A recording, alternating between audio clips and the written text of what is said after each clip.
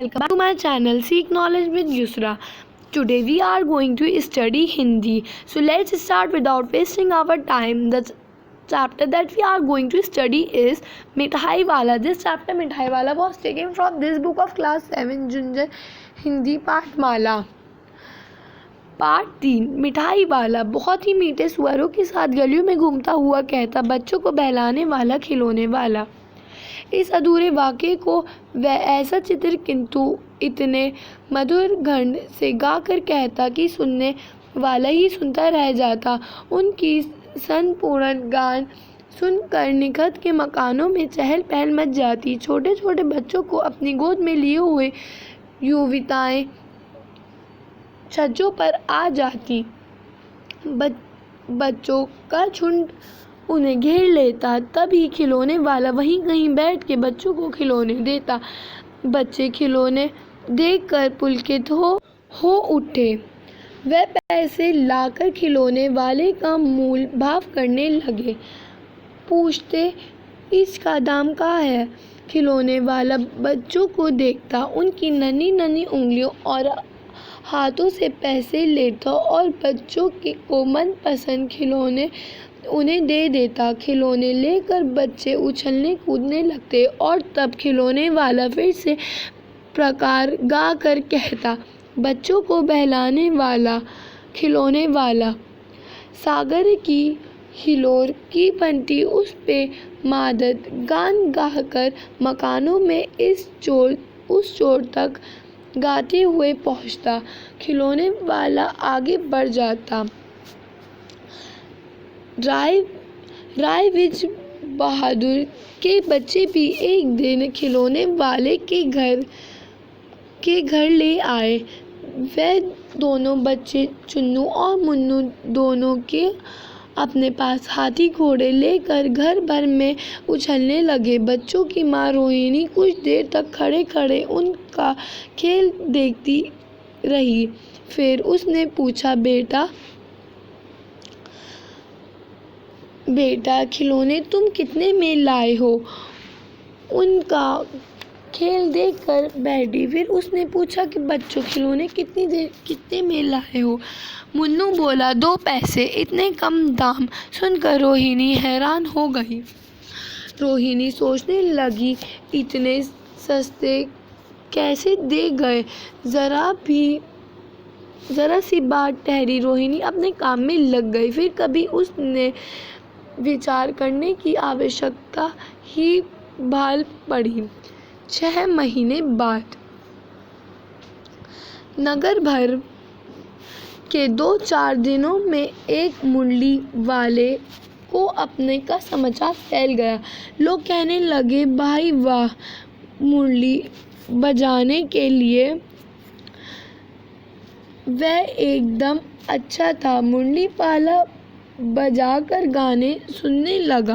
मुरली बेचता, सो भी 2-2 पैसे में। 100 मुरलियाँ भी वो 2-2 पैसे में बेचता। बाल इसमें उसका क्या मिलता? मेहनत भी तो ना आती होगी। वह कहते, मुरली वाला मैंने तो वह उसे देखा, उत्तर मिला, उम्मीद को उसकी अभी अधिक ना हो गई, ये 30-32 का होगा। वही ना हो तो जो पहल गया। आज अपने मकान में बैठी हुई रोहिणी मुरली वाले की सारी बातें सुन रही थी। आज भी उसने अनुभव किया, बच्चों के साथ इतना प्यार से बातें करने वाला पहले भी नहीं आया। फिर वह सौदा भी कैसा सस्ता बेचता है और आदमी कैसे भी भल जाना पड़ता है। समय की बात है, जो बेचारा इस तरह मार फिरता है, पेट जो ना करे सो थोड़ा। रोहिणी ने अब मिठाई वाले की ओर देखा। उसकी आंखों में आंसू से तैर रहे थे। वहीं चुन्नू और मुन्नू आकर मिठाइयाँ लेने लगे।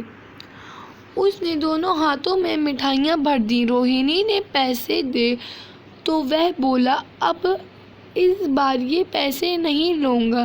पेटी उठाकर वह आगे बढ़ गया और उसकी आवाज़ गूंजने लगी, बच्चों को बहलाने वाला मिठाई वाला। तो अब हम करेंगे इसके प्रश्न उत्तर। मौखिक। पहला, खिलौने वाले की आवाज़ में क्या विशेषता थी? खिलौने वाले की आवाज़ में ये विशेषता थी कि सभी युवतियाँ अपने बच्चों को लेकर छज्जों पर आ जाती और उसकी आवाज़ सुनने लगती। 2, हम करेंगे घ। खिलौने देखकर रोहिणी क्यों इतनी हैरान हुई? क्योंकि जो मिठाई वाले ने चुन्नू और मुन्नू को खिलौने देते वो सिर्फ और सिर्फ 2 पैसे में देते। रोहिणी मिठाई वाले का अवसर प्रति क्यों लग गई? क्योंकि उसने सोचा कि हो ना हो ये इतनी मुहिल आवाज़ तो मिठाई वाले की ही है। इस कहानी का कोई अन्य प्रश्न बताइए।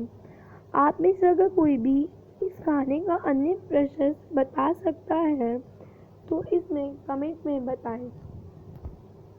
धन्यवाद। Thank you for watching. If this video is useful to you, so please don't forget to like, comment and share. And also subscribe to my channel. Bye. Thank you. And if you have any queries, so please ask me in comment box as well as give me the answer of घ। इस कहानी का कोई अन्य शीर्षक बताइए। आप लोग मुझको इस कहानी का कोई भी एक अन्य शीर्षक बता दिए और अगर आपकी समझ नहीं आए तो मैं बताऊंगी। बाय। Thank you.